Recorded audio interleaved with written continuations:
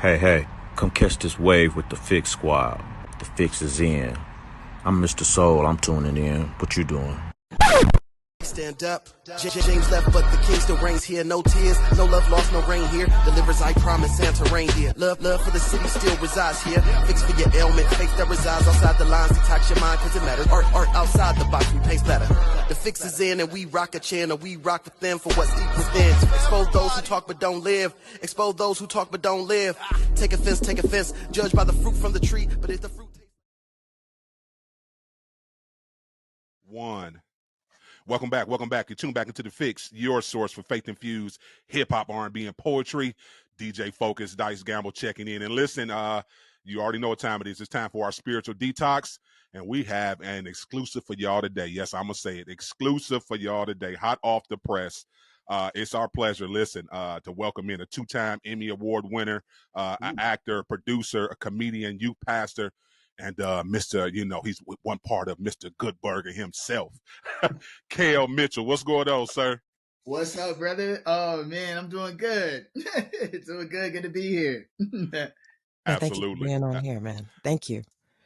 Yeah, absolutely. So listen, you got a lot going on, so we want to get to it.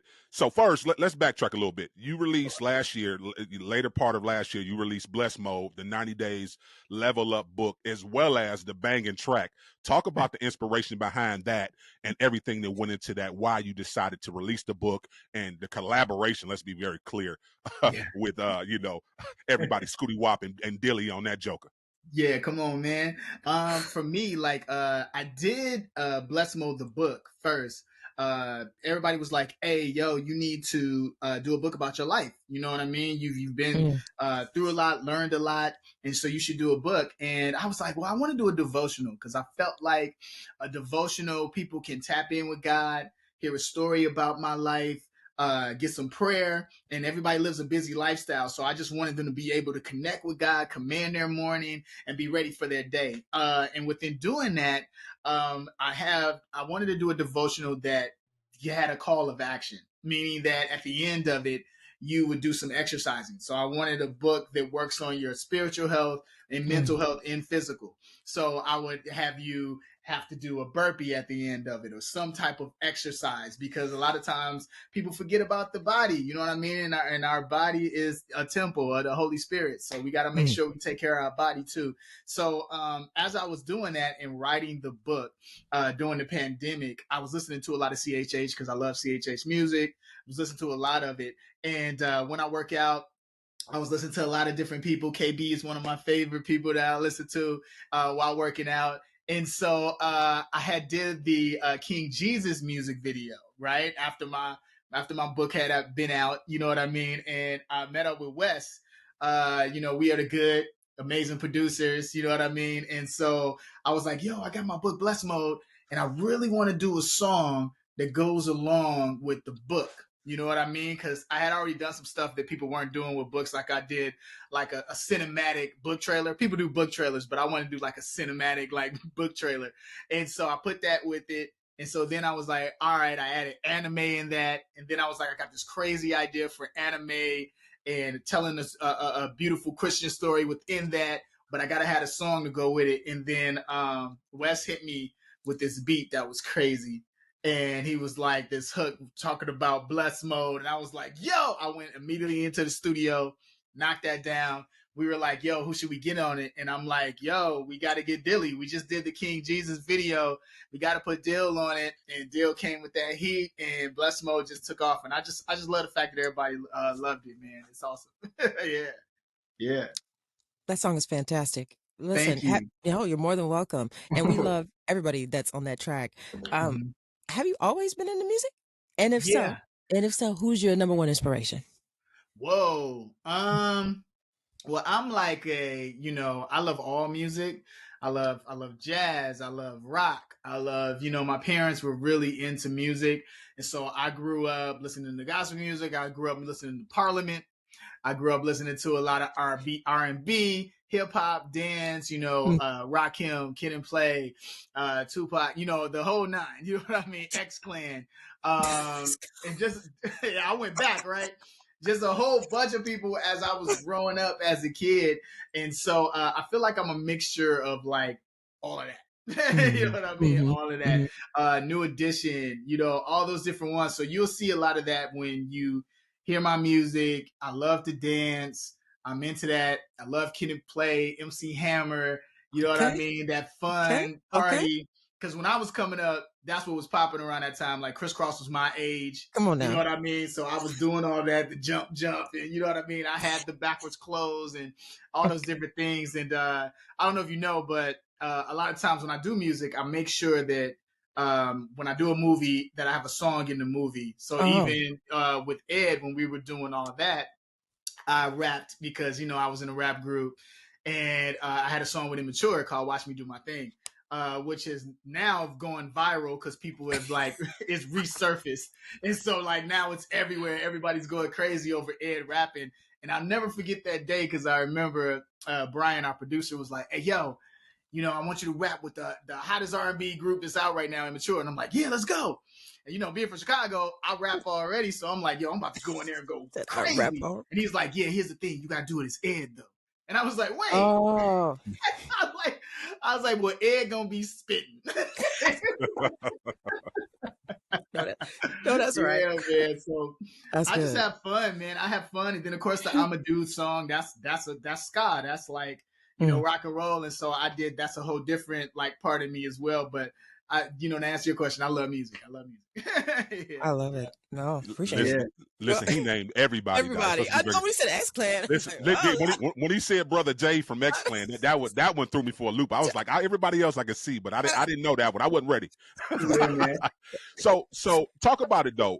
Growing up, you know, talk about the struggle of just where was your mental health space at growing up so successful, so young? Let's be very clear.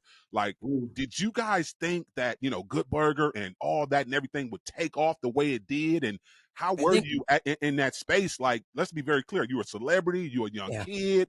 Everybody's coming at you, asking you to do things and be a part of things. Like, where was your mental health space at?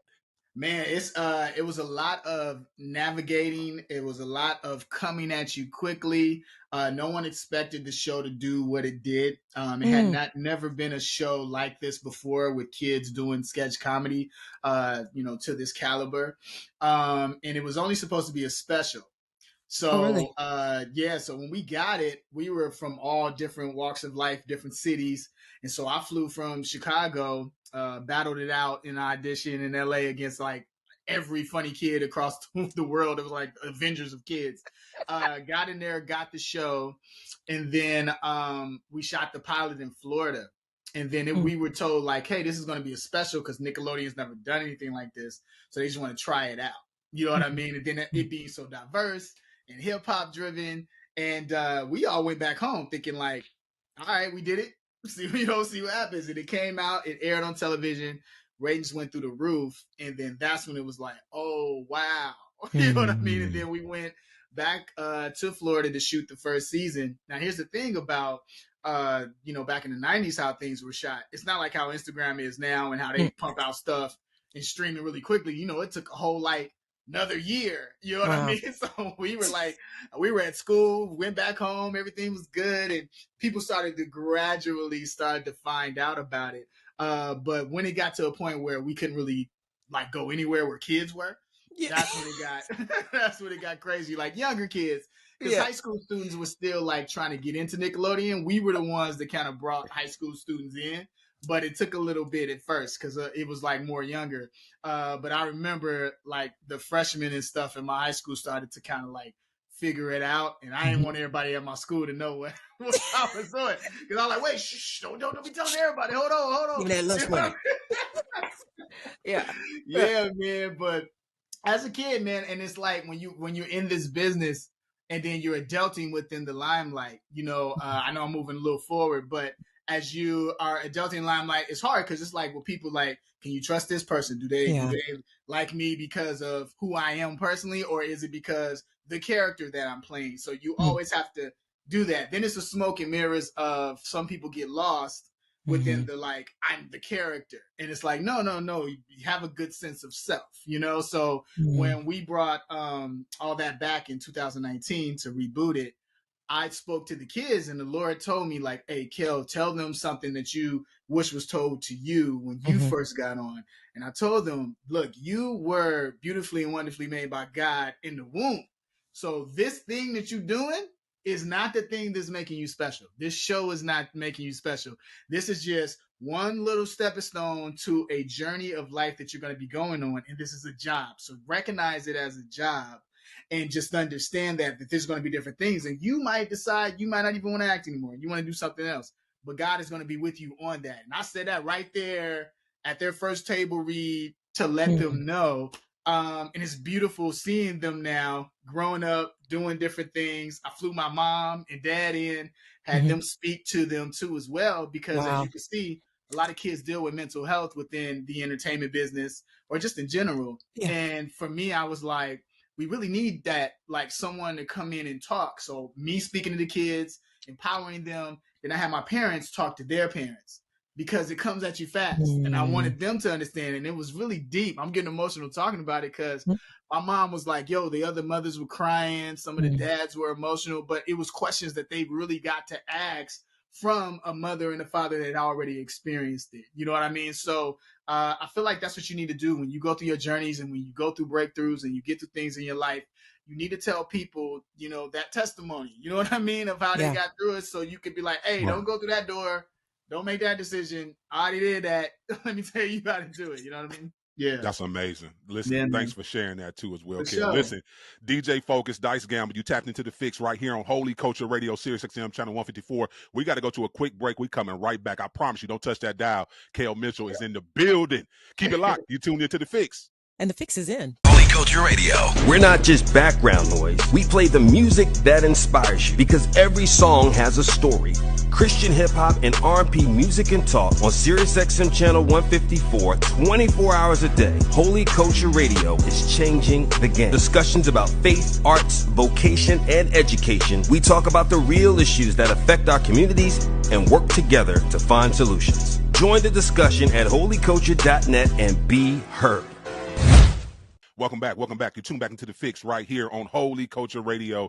DJ Focus, Dice Gamble, and we still got the super talented legend. He a legend, yeah. Kel Mitchell on the line with us. So, yeah, you know, Kel, you said so much. I want to ask you the hip hop question before we get into your music. You know, everybody is celebrating hip hop turning 50 this year. What's your personal opinion on the state of hip hop? Like, you've been around music long enough, you grew up on it, you see how CHH is in the conversation now, a part of hip hop history. So just in general, what's your state on where the culture is right now for 50 years? Woo! Here's the thing that I love about hip hop, because, you know, growing up in Chicago, I saw, you know, the rise of like Common, you know what I mean, when that was really going down, you know what I'm saying, the Brat, you know, all these different artists, you know, around that time. And my sister worked at a record company called a record store called Metro Music in Chicago, and everybody came through there on the south side of Chicago. And I was a b-boy. I was into hip hop. I breakdanced, all that stuff. And I love how hip hop evolves. You know what I mean? How it evolves. It's just a growing tree that is so beautiful with all these different branches and different styles. And we just got to, you know, like really embrace it. I like a lot of, you know, how MCs that are older embrace the young, you know, people coming up, and just seeing the different styles that come out of it, like pop with hip hop and how it's mixed. And then even with CHH, how it's grown with the different styles that are into it. I love that. And I love that, especially in CHH, where it's still the same message. You know what I mean? Where bringing people to God, letting them know about Christ. But I love the fact that now we get the EDM Christian, and we get the, you know what I mean, the popping hip hop, you know, shout out to the women. They killing it right now. You know what I'm saying as well. So I love it, man. I love it. And being in music for so long, you know what I mean?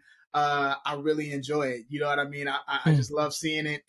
And what's funny is that I always play CHH artists, like in my photo shoots, when I'm doing meetings and all these different things that I'm doing, and people hear it in the background amongst other music, and they're like, yo, wait, they talking about Jesus. Wait, hold up. That's crazy though. Like, the beat is nuts. And I love introducing people to new music. It was like Rapzilla was, everybody just felt like I was like an A&R of music, because I literally was like, I'm promoting everybody, and I just was doing it for the love. You know what I mean? Yeah. Listen, man, speaking of the music, you got to give us some of this background on Go Time now.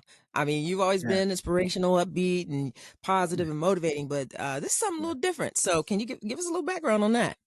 Yeah, so just like Bless Mode doing so well, you know, and shout out to you know, Amplify RMG, and shout out to, you know, the whole family, you know, Doc, Derek, Minor, all everybody. But for me, everybody was like, yo, Kel, Bless Mode did so good. Let's get back in the studio. And I was like, all right, what am I gonna do? And Go Time was like, for me, I was going through something at the time, and I was motivating myself within it. And I was, because I'm also a youth pastor as well. And at the time, I was preaching about keeping calm and having peace, even though there's trouble going on and there's situations going on. So I was thinking to myself, like, hey, an alarm clock saying, get up. God is saying, keep going. You know, I'm your shield. Don't worry about it. Get up. Get up, go after it, do what I told you to do. And in heaven, you've already won, because I'm timeless. That's what God is saying to us. Like, I'm timeless, you already won. We already know what you could do. It's just about you getting up and putting that, you know, that activeness to that faith. And so for me, I was like, okay, Go Time, get up. It's time to move. And just like within the like lyrics, you can hear my heart, because I remember like I had the beat and I was just driving in my whip. And I was motivating myself at the time. Because with me, it's like, when I want to hear people to hear this, I want them to feel the heart in my music. And the thing about it is that I was like, I remember beating my chest like, yo, Kel, you got this. You could like get it. Get up. God is with you. He's with you every moment. And the lyrics just started like coming out. And I'm just like, okay. And I stopped the car. I'm like, let's go. Started writing, went to the studio.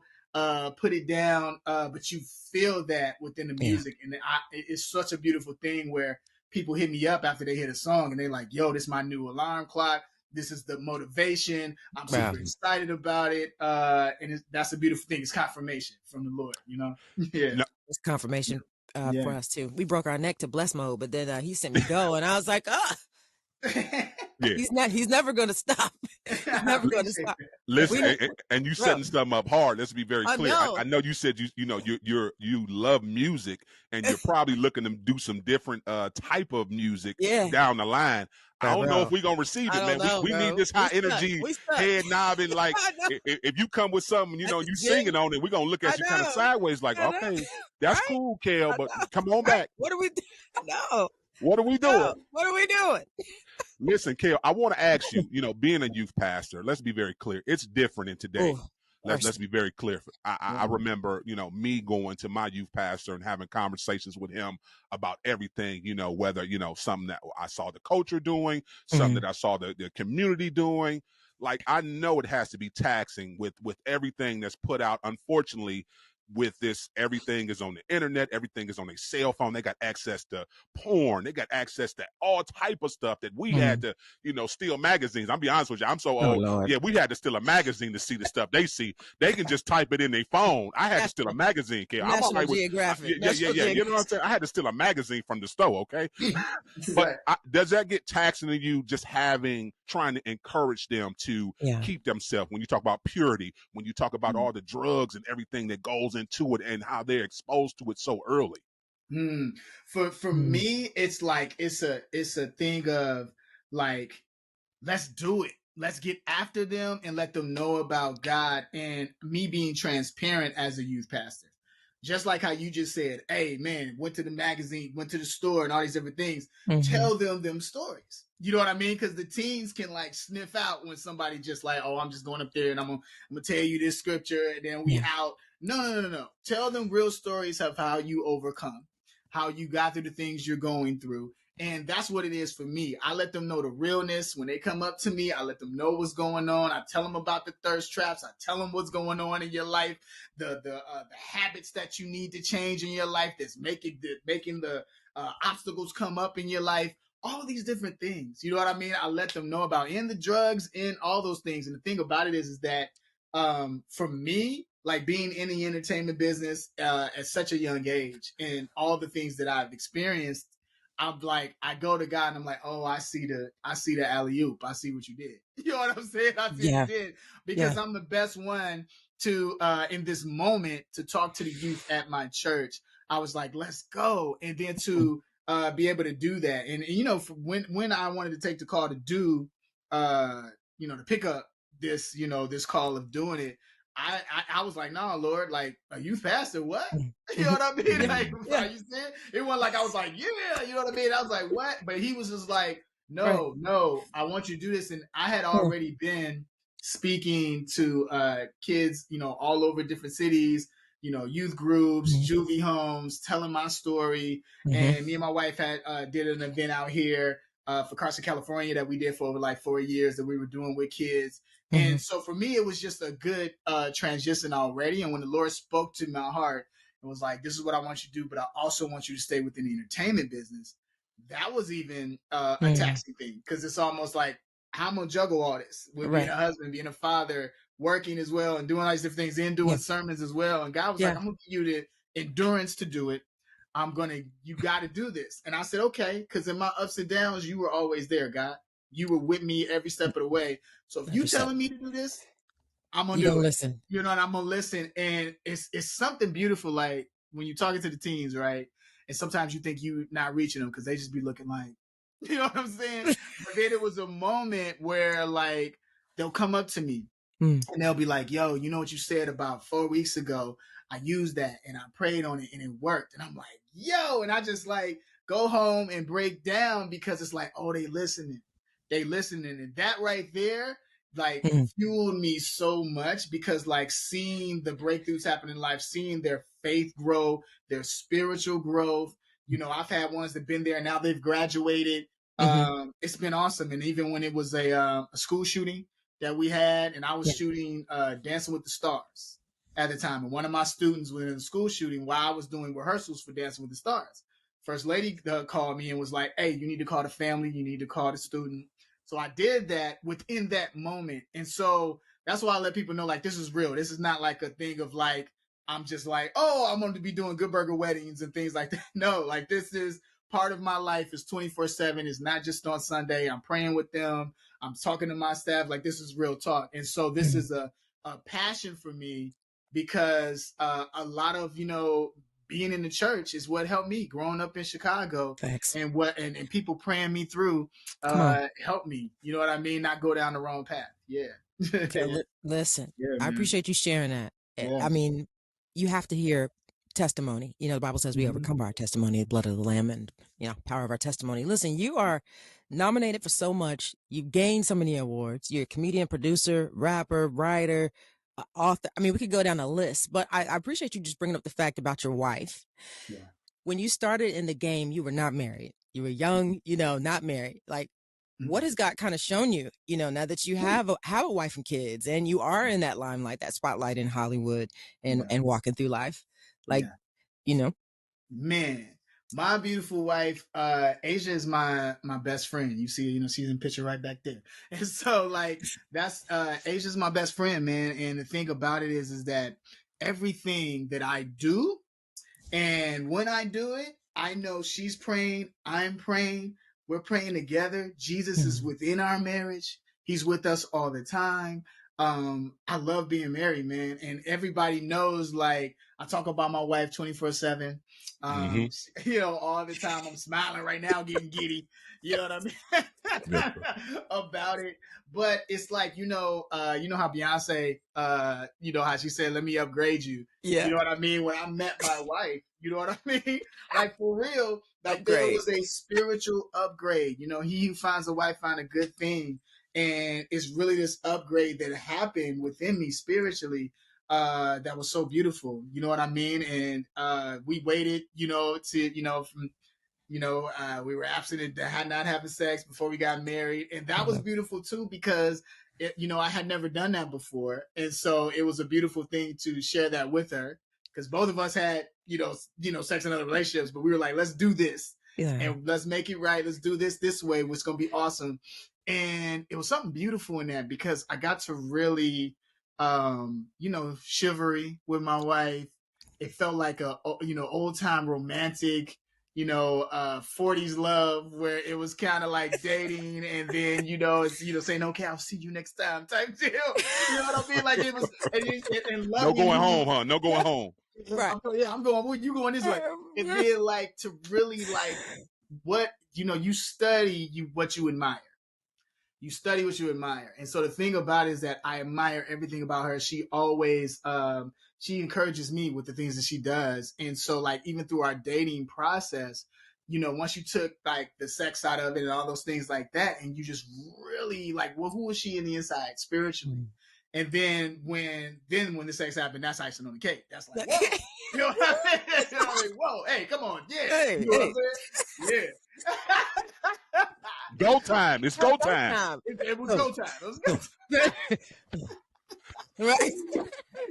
But listen. Yeah, man. But that's what it's about. That's that love. And we love showing, our kids our love, and just showing people our love and me celebrating my wife. I think that's so important to celebrate Black love, relationships. It's a beautiful thing. Yeah.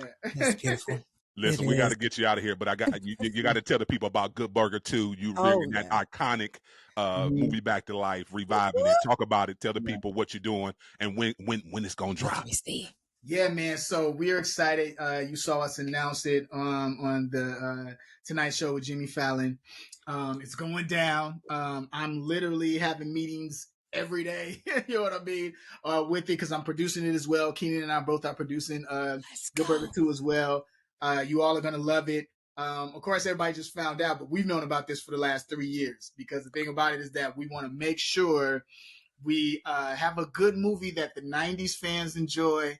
And then also the kids that have been introduced to it, that they enjoy it too for the whole family. And the script is fire.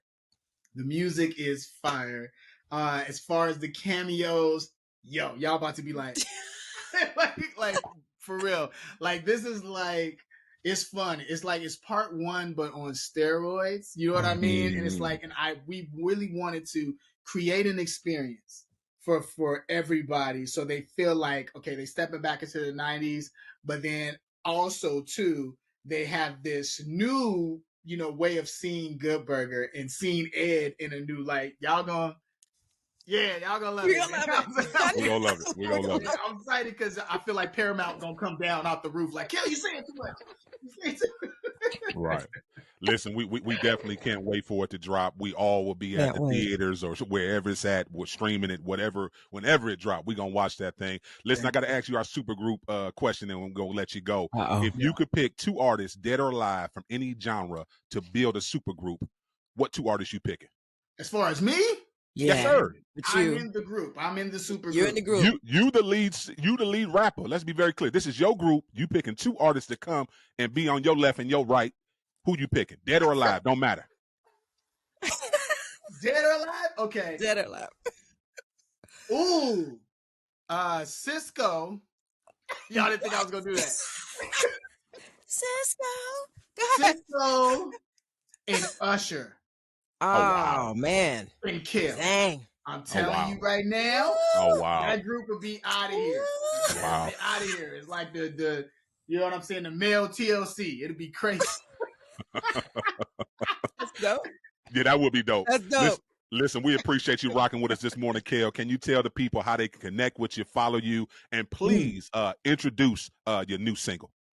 Okay, so this is Kel Mitchell. You can follow me at I am Kel Mitchell on Instagram, and as well, just type in Kel Mitchell, Google me, Kel Mitchell come up. You know what I mean? KelMitchell.com. Visit that. You can get this shirt right here. Great Nose Boy. Get that. You get my book. All of those different things. MySpiritFood.com. That's my church. And then here's my new single. I'm super, super excited about. It's called Go Time. Remember to go after all the things that God has put in your heart. Get up, go get it. Don't give up. God is saying, keep going. Let's go. Moving like Sonic. My faith is bionic. Let's go. Keep it locked. You tuned into The Fix. And The Fix is in.